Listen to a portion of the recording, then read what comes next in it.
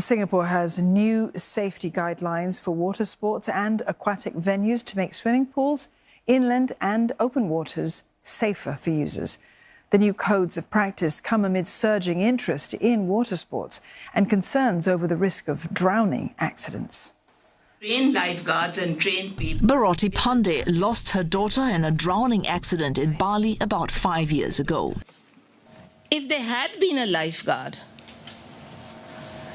if he had known CPR, if he had had a defibrillator, if he had used it correctly, if the ambulance driver had the SOP to check whether the hospital was open and had warned them that an emergency case is taken, I may not have had this story today.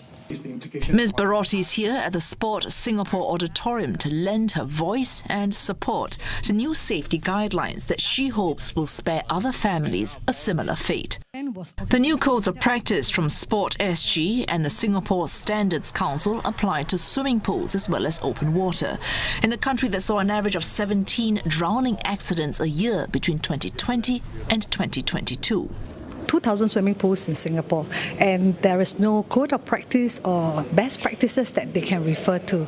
And in open water, people enjoy the open water, especially we are in a tropical country, right? So where do they refer to best practices? You know, when they go to the beaches, when they go to the open waters to do open sporting activities. So that triggered us, and that's how we work with Enterprise Singapore to develop the code of practice. The new codes build on previous standards by providing more details and clarity about how to prevent accidents and injuries and how to respond to them. The first one applies to water venues like swimming pools and includes safety guidelines for blackouts and prolonged holding of breath, as well as on supervision and safety requirements for instructors. The second code of practice is for inland and open water sporting activities like dragon boating and stand-up paddle boarding.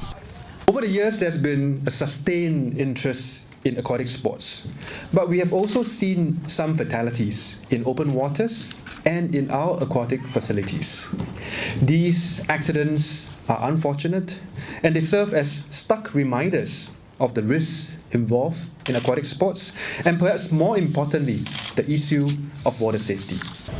Mr. Chua also stressed how water safety is a shared responsibility, of which everyone involved in aquatic sports and fitness must be mindful. He says beyond organizations and venues, members of the community who use these facilities should also practice good water safety habits to keep themselves and their loved ones safe.